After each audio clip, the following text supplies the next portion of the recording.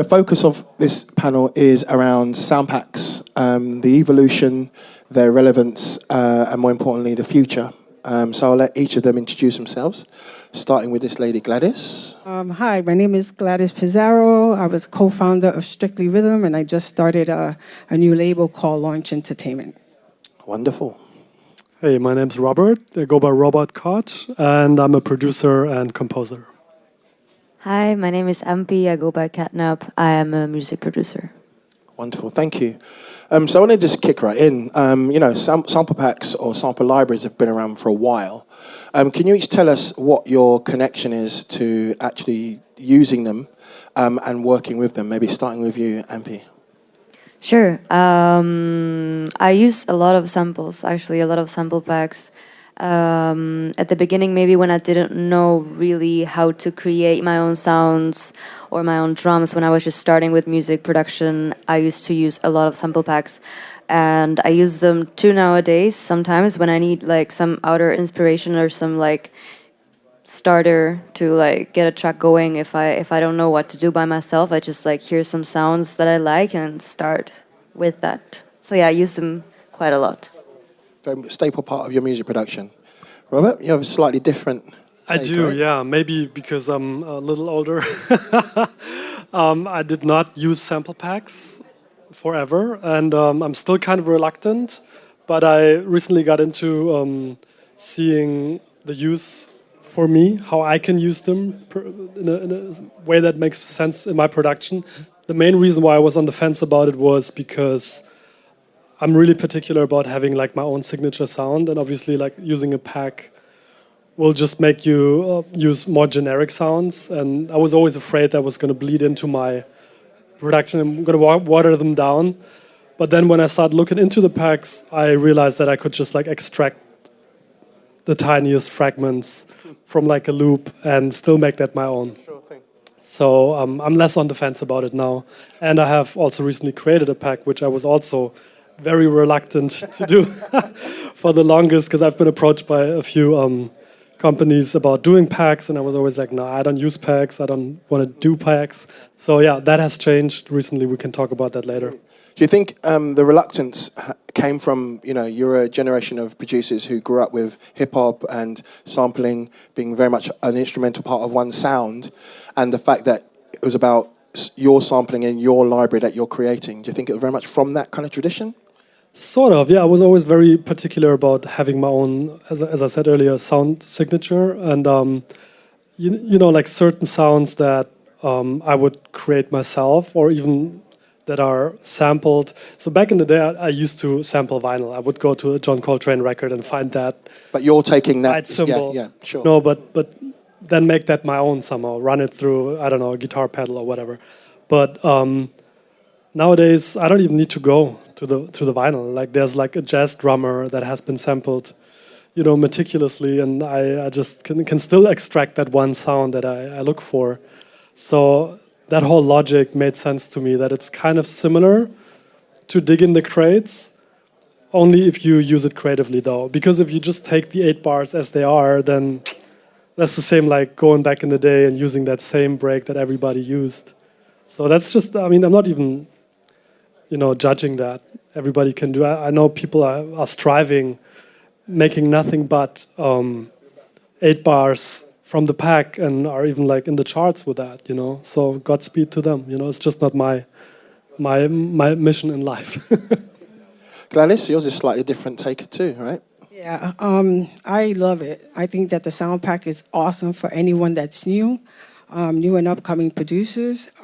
It's all laid out. Well, I don't want to say it's all laid out for you, but it's a perfect way to start a foundation with your new track, And I'm really happy that sounds. I just got hip to it, and I definitely want to turn my producers onto it. And what you are hip to is obviously a very significant label, particularly in house music, and a signature kind of New York sound. Can you take us back to those times when you were airing on those kind of records, the kind of artists that you're working with, but also why you think the kind of Strictly sound is so significant? Well, there was a lot of producers. I don't want to really name them, but I had a lot to do with the development of their sound, and I helped them get to the next level because there's a lot of producers that came to Strictly Rhythm that they would produce records, but there was some element that was kind of missing, and I put my 2 cents in, and I'm happy that they changed their maybe a sound or tweak the sample. All those little things matter. You know, it really does. A lot of producers, they get a little lazy, and it just takes that one person to like really push them, and it makes a complete difference. And I think that's one of the things that was special about the New York sound and Strictly Rhythm. And do you recall a lot of the producers, particularly coming from a hip hop background and kind of, taking things which were, say, 96 or 97 BPM and speeding up a little bit, but still taking a hip hop aesthetic? Yeah, that was like Todd Terry came from hip hop. Kenny Dope came from hip hop, but and there's a few others. That was the sound that was happening in the late '80s, and they converted to start doing house because they were not more popular. They just got more accepted. And that's what, and now look at them now, they're still relevant today. Indeed they are. So you've all, contributed to sound packs in different ways. Maybe start with you, MP, again. So first of all, what was it like to be approached to do one? Did you have were you given a specific, sound to go for, or was it an open canvas? And then from there, how did you start developing the pack? It was great. I was very happy to be able to be the one that's going to make this for other people, to create tools for others or to give some certain input of inspiration or some starting point to other artists. I was honored to be asked to do this. I did it gladly. And I was not given any restrictions whatsoever. I was able to do whatever I wanted. I did have to fit it in some genres afterwards that I was kind of like, oh my God, what is this, But no restrictions at all. And at the beginning, I was really scared, like, how on earth am I going to come up with 32 sounds created by me to 64 or what? And then I came up with more than 100 just by digging into my old projects and stuff and finding stuff that was actually worth giving a chance to by others. Maybe they could finish what I couldn't. And yeah, it was super nice to go through my old projects and actually find some stuff that I was like, should I keep this to myself? No, okay, I have to give it 100%. I'm just going to give it away. And yeah, it was very, very fun to do. Yeah. Robert? So yeah, my pack was pretty much tied to my record that came out recently. So when I talked to Native about doing a pack, as I said, I was first a little reluctant, but then I just understood the concept of it. And I wanted to create a pack that would be the way I would use a pack.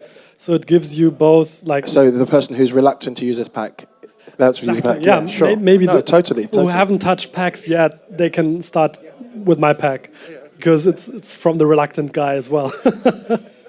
But it's all good, because I just made a pack that offers enough one-shots and things that you can single out and make your own, but also signature sounds, because before we had a panel where it's about brands and artist collaborations, and one thing we talked about was artists are also brands in a way, of course, and they have to do their own brand management. So it's part of my own brand creating a pack that has my sound, so it made sense in that way. But I also want to encourage people using it to make it their own, so they don't have to sound like Robert Koch, because that would be lame. If somebody just takes the pack and is like, oh, I can sound like, nobody needs that. But if they can sound like themselves, that would be ideal. To flip that, if you did, if someone did come up with, someone wanted to be you, like a super fan person, and made a track that was exactly like you, how would you feel? How would you feel about it? I don't know. I mean, I would honestly feel a little sorry, because I always encourage people that write to me about how I started producing or whatever. I always encourage them to find their own sound, find their own voice, get over the fear of, maybe not fitting in or whatever. Because it is intimidating at the beginning when you start producing. The best thing you want to do is match somebody else's quality levels, and it's already gratifying to sound like so and so.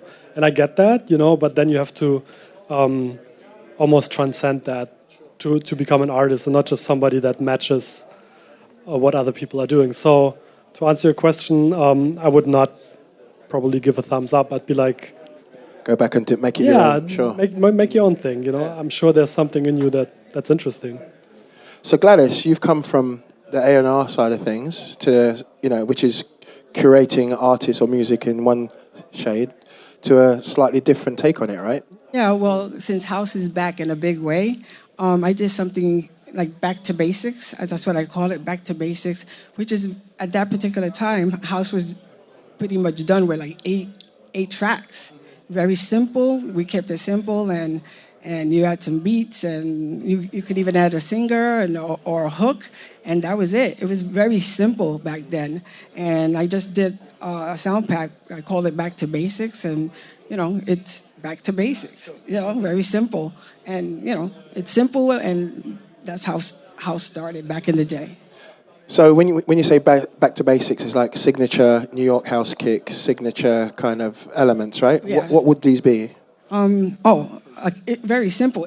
Actually, a track could be done with at that particular time with eight tracks, between 4 and 8 tracks. A bass, a drum. They just kept it, or a sample, and a hook. Very simple.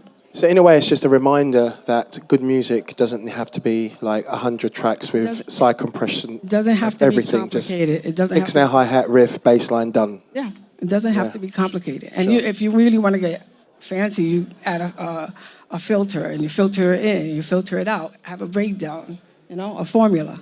So I get the sense that you really enjoyed the experience.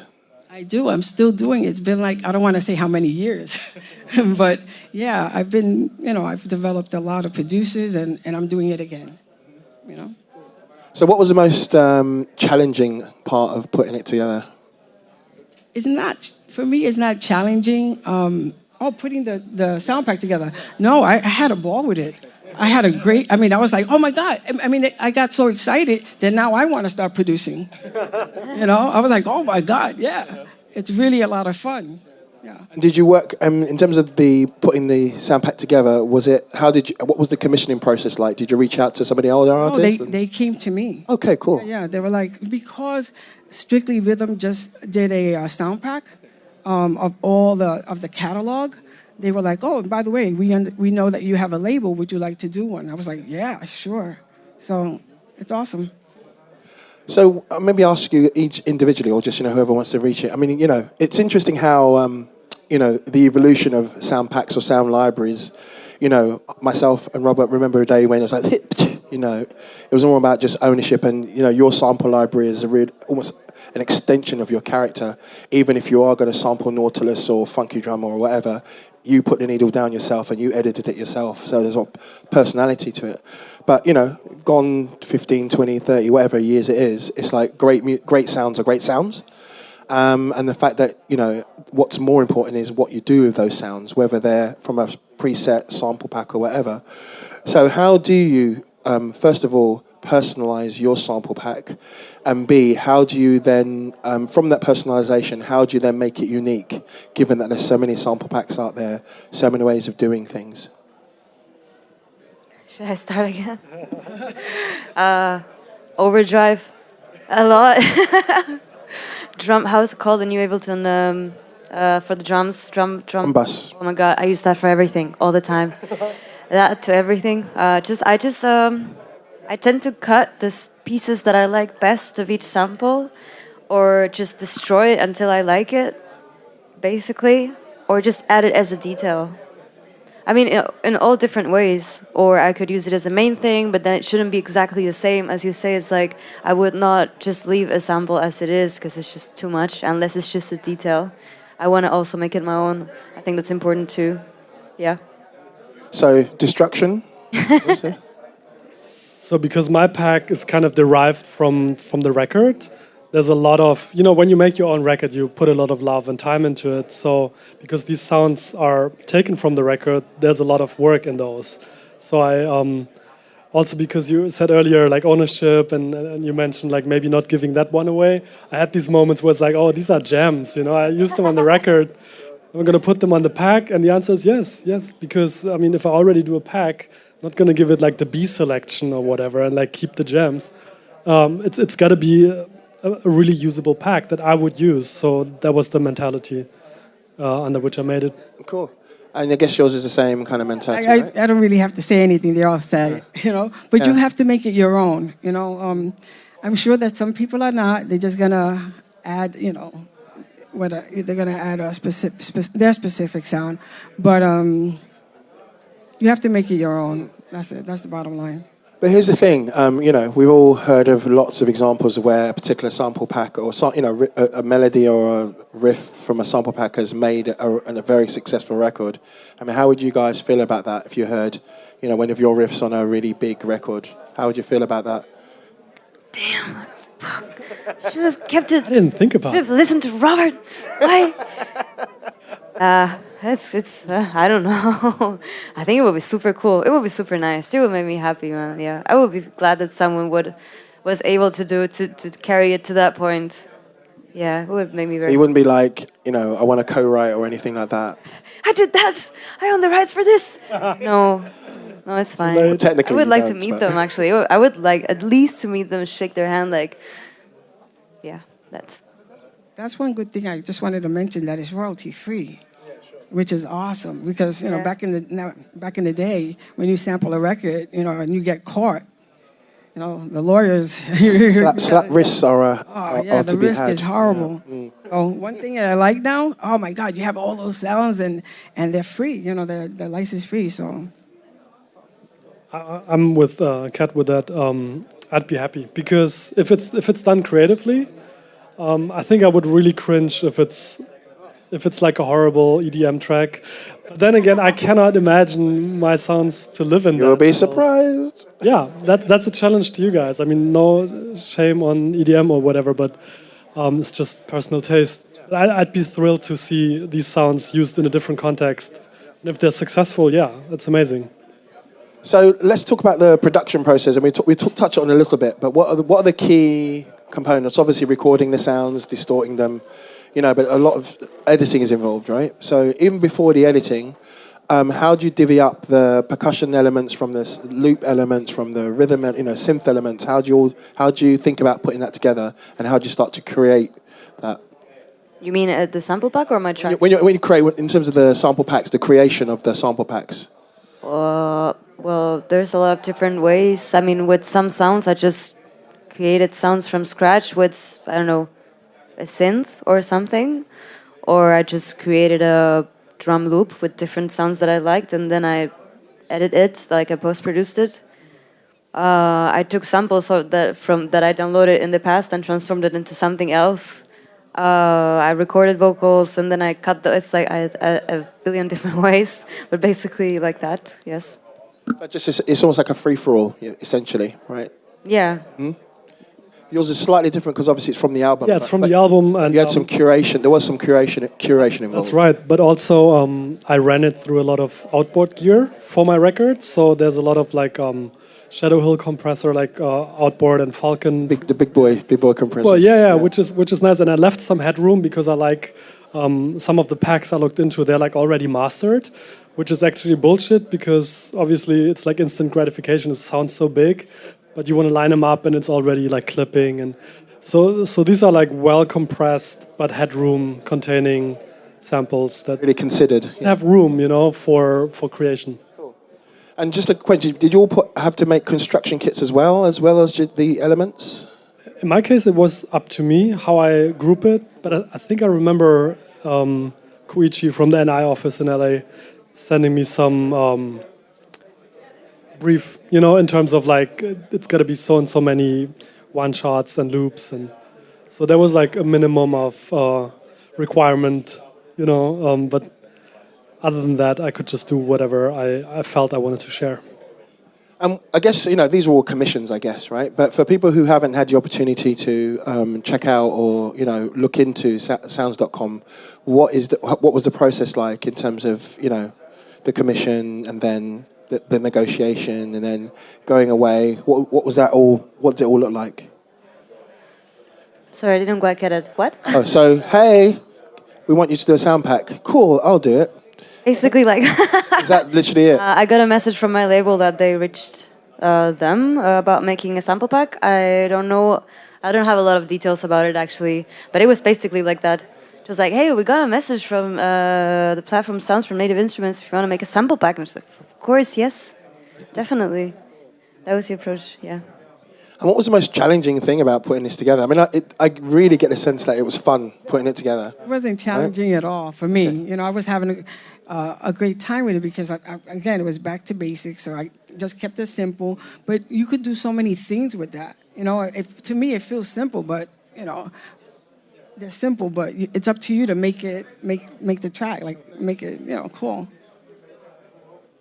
Nothing? I think that to give a product that is good for other artists, I was scared that, I don't know, I was always trying to make it the best, like as good as possible to sound it, to make it like useful for others. Because if I'm gonna give something that sounds terrible or that is not on point for other artists to have a good starting point, that's my favorite 2 words of the day. Yeah, just to make it sound good for others, starting point. So I'm going to play something. You talk us through the process, right? Sorry? I'm going to play something. Yeah, sure, Yeah, you and can. you just talk us through the process. Yes. Have I got sound? Yeah, hopefully I've got sound.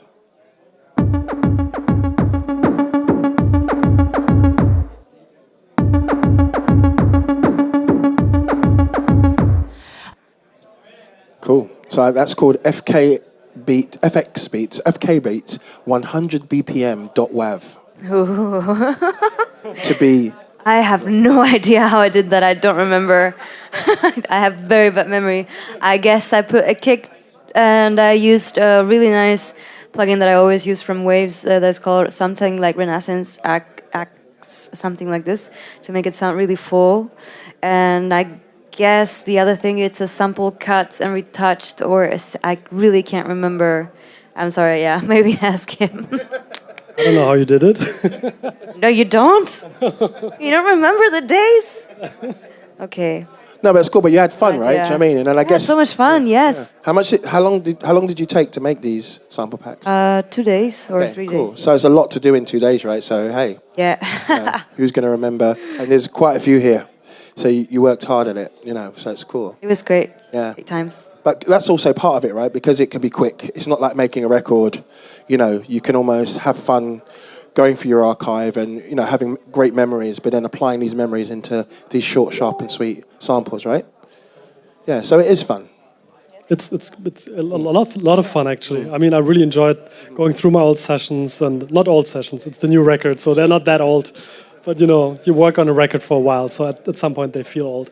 But going back in there and finding little, it almost made me want to remix my tracks.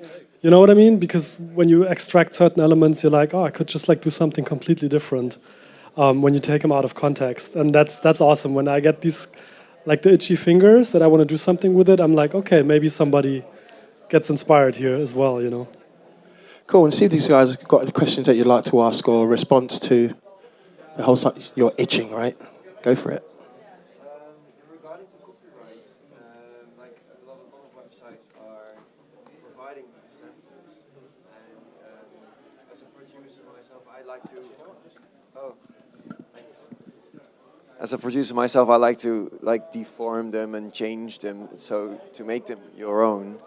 But there are also artists like who just take them like as they are, and if this artist is like has a big name and this sound this track of his or her gets a hit.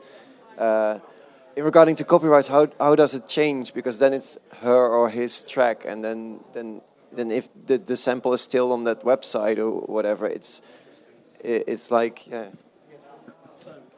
So I guess let me ask your opinion, I guess. So what's your take on, you know, if a sample pack sound has been used and the track is really successful? I mean, you know, on one hand, there's no implications because most of the time the tracks are free to use. You've got a license, yeah. But on the other hand, surely someone's making some cash. So That's something part of the needs to- deal, you know. I mean, just gonna you say. Yeah, just absolutely. know this walking into it, and I mean the same is true with presets. You know, there's one massive preset, I forgot the name of it, but Substract used it on his like big song Wildfire. I mean, it's literally like the C note plays like the sequence, and that's still in there. I mean, everybody can still press that same note and recreate that track. Only that he made it big, so nobody's gonna touch that anymore.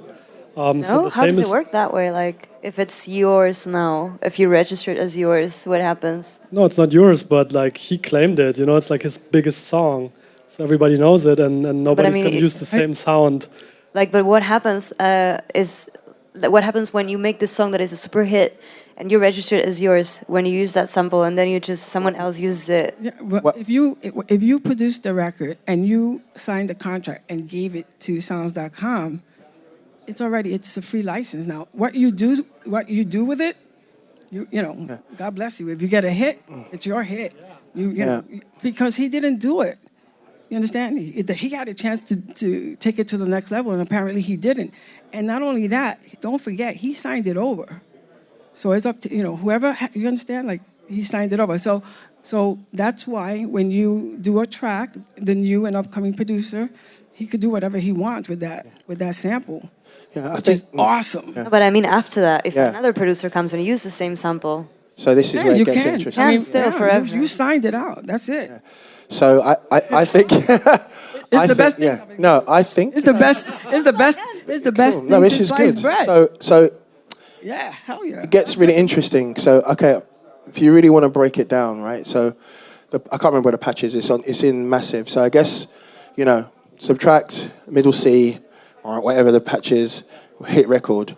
So I guess the trick is that someone else could get Massive, bring that patch up, and do the same thing on their record, and that's not copyright infringement because they've used the same publicly available patch. The difference is if they've sampled a Subtract record, that's a whole nother ball game, you know. So, but super interesting now. But look, we can talk about patches or sample packs, you know, forever. I mean, there's always, you know, I guess the rule of thumb is, and this is definitely the case with sounds.com, is that if you're commissioned to write a sound pack, then obviously part of it is that it's royalty free, and that's the attraction for producers, I guess. I love it. Once it's royalty free, I'm like, yeah. Sure thing. No, it's cool. It's also just like, the attraction for the creators, you know, because I think whoever wrote that patch that made it big in the Substract track is also happy. He's probably like, well, you know, he made a lot of money with that, but he takes ownership and pride in like, I made that patch, you know. So there's that. I mean, it's your creative DNA that goes somewhere else and creates something else. So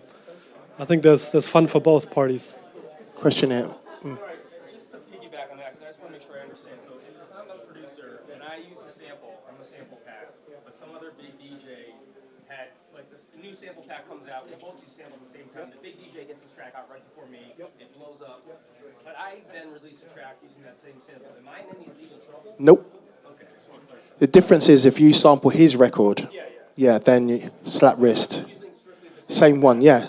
So if you, for example, if, you know, whoever used, you know, some of Robert's, you know, like an amalgam of these, you know, say Drake went, hey, for example, you know, put a beat together using sounds from here, he's obviously going to have a hit on YouTube, obviously. So if you use the same sounds from these sample packs from sounds.com, cool. But if you used, obviously, Jake's record and did whatever you did with it, then obviously that's a whole nother legal argument. Even if it's a vocal with melody and lyrics? That's an interesting, yeah. So if it's from a sample pack that's from an official, say, sounds.com, absolutely fine. But it's super, super interesting, right? So, you know, so... It makes it clear that the context is what it's all about, because the sample, it can be an 8-bar loop and it can be super identifiable, but it's really what you make with it. So artist XYZ does this with it, blows up, you might just do something completely different. And people might not even recognize the sample in there because there's a different vocal on top of it or whatever. So, I mean, samples are pretty, as much as they do have character, they blend into whatever else is going on. So I think there's a lot of tracks out there using the same samples where people don't even consciously realize that, you know. Yeah, and on that note as well, you know, there's obviously samples that are obvious, like things like melodies or vocals or whatever, but there's also, you know, kick drums, you know, percussive elements which aren't so obvious, you know. So, yeah. Cool. Any other questions you'd like to ask? This is cool. Question in front here.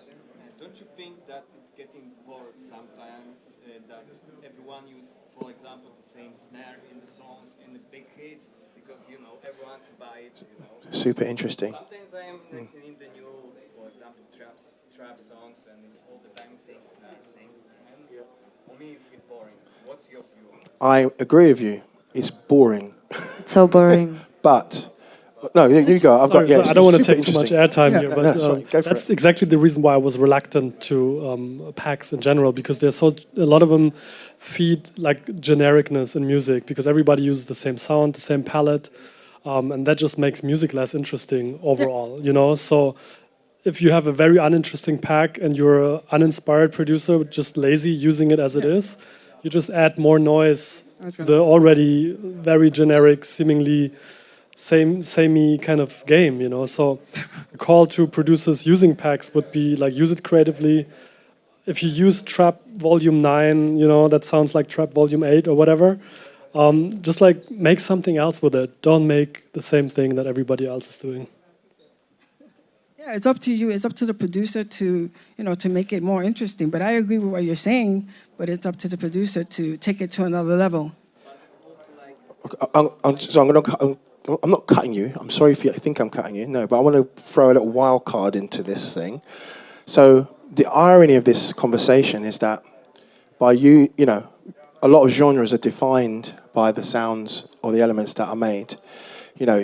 House wouldn't be the same, arguably, without the 909. So arguably electro or early hip-hop wouldn't be the same without the 808, and we can go on and on and on. So there is an argument to say that using the same kind of sounds, the same kind of timbres, helps solidify an aesthetic. So it's a bit of a tricky one.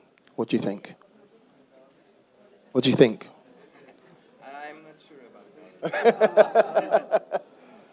No, yeah, it's such a tricky one. No, because we all feel the same way, but it's almost like in order for a genre to have a definition or an aesthetic or a sound, a lot of people have to use the same sounds in order for it to be a thing,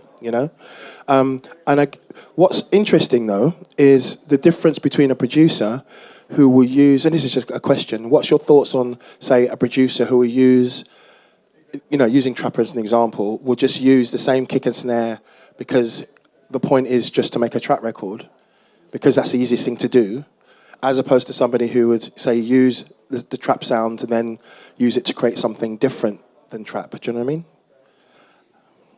But that's what you said. That's the aesthetic. That's like the foundation. I just answered my own question. Oh. No, I get it though, because it's the death of a genre. That's what happened to EDM, and that is happening to trap or whatever, because it's like available to everyone. Everybody can make it, and everybody will make it, and then that's just going to be less exciting overall. So that's just putting like the expiration date on the thing itself. 808s are not going to die out, of course. They used to be used in the 80s, and they will be used in the future. But like this very specific, like triplet rolls or whatever, if it becomes like super generic, and same sound palette in EDM, same risers, that stuff's just gonna fade because there's gonna be too much of it, and who will need like the millionth version of that? So it's kind of interesting how music technology accelerates, production and music writing, but also at the same time puts like the nail in the coffin, which again enables new things to come up, because eventually everybody will be so bored of that same sound, so people will start digging elsewhere for something new, and that's always exciting. If anything, these are just, what's fantastic is that these are all a platform, right? A sound pack is a platform. So you can choose to obviously just use them exactly as they are, but where the magic happens is if you mix stuff up, pitch things up, pitch them down, reverse them, just do what, just get some sound design involved, and almost like the more unrecognizable it is, the better, right? Of course, right? Okay.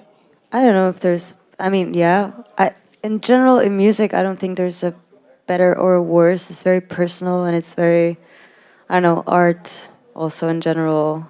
I always think that there's no better or nothing worse. I'm getting like a wide here, but no better or worse. But I think it's just very personal. Maybe someone has a target to do something that becomes a hit or becomes original or whatever, but if your aim is just to make music because you like making music, you should do whatever you want. And if you just want to use the pack as it is, you should. And if that makes you happy, great. And if you make a hit with that, great. It's fine. I mean, I'm kind of, that's kind of my vision on that. Yeah. So everything. Everything. Everything is good, you're saying? Everything's totally fine. Everything is good. I like Everything's that. good. Everything's good. It's all good. Bye. Cool. Any other questions? Oh, question in the back here. I really don't have a question, but I wanted to ride on the coattails of what Robert was saying. Cool. That everything sort of eventually gets worn out, and then the truth of the matter is we regurgitate it. And the same thing happened with disco. It happened with newbie, which became techno. Disco turned into soulful. Disco turned into house music. So it's just a continuation. It just evolves. And yeah, we get burned out on it, but then it comes back later on in a new incarnation. We are nostalgic beings. Yes. Well, Yes. And there's another thing too, is where a producer will create a certain sound, and then other people emulate it, and then it becomes sort of like a trend, and people start emulating it to the point to where it becomes a whole new movement. Yeah. So I've seen it happen with like MK, for instance, is a perfect example of that, where he had a very distinctive sound that evolved through him, and now you can hear it like in a Calvin Harris production or any number of producers. But he inspired it, and then other people emulate it, and they make it their own sound, which is great. I mean, it's just moving the movement forward. Sure thing. Cycling. Oh, anyone else? I'm just going to ride on everybody's coattail here. I'm a producer myself, and I think this is the wave of the future. It's very innovative to have sample packs or have sounds coming from already recorded music. And I use that as every sound that I have, whether it's an original instrument or it's a sample or if it's a vocal, I use that as an instrument. And whether I feel something that's relevant to whatever's happening or I need to manipulate it, I think these are great tools, and this is the future. This is not what we're stealing anything. This is the future, and it's relevant to what we're doing. And I think it comes into full circle. Like, for example, I just did a big room track. Gladys is laughing. And it's a big, and I threw in like a, I took something like an acid, sound, and I was like, damn. And it made me feel nostalgic, but it still had that big room new sound. So I'm like, this shit is gonna work. So, I think that people shouldn't be afraid. I know that people are afraid of like touching. Don't be afraid, because that's part of your creativity. If you're gonna touch and you're gonna make a mistake or whatever. And remember, Native Instruments is here to help. So if you have a question, you can always go to them, because you are buying that product. Nice one. Sounds.com. Cool. Okay. So before we conclude, just want to almost go back on, almost like Back to the Future. So I guess I want to play one of your tracks. So maybe you talk about the fact that you've gone from Strictly Rhythm, the experiences you had from there, now doing this sound pack, and the fact that house has had this renaissance in your life is giving you this whole new lease of life. Well, back in the day, that's in the 90s, we had a really distinct New York sound. And then EDM came, right? And house, to me, it completely, changed. It was like not the same. I mean, now EDM, people consider that house music, but... No. That's what they were calling it, right? I thought. Right? Anyway, so, all right, the 90s was kind of cool, and what's awesome is that it definitely came back. House is now, it's the sound of the 90s, but kicked up a notch. And I was, I'm lucky enough to be part of that 90s sound, and now I'm back doing it again. Cool. This has been fantastic. Unless you guys have got any other pressing questions or closing thoughts? No? Okay. So what's next? So your sound pack's out already, right? It's on sounds.com. Yes. Yours is to come. Yeah, I believe end of October or early November. Yeah, cool. To come, I believe, beginning of November. Brilliant, cool. And if you haven't signed up for sounds.com, please do. It's a great platform. Don't excuse me, and don't forget back to basics. Yes, yes. So it's now available in Europe. Yeah, it wasn't beta in the US. Now they've given us the privilege of having it over here. Yeah, cool. So Catnap, Robert, Gladys, thank you so much. Thank you. Thank you guys.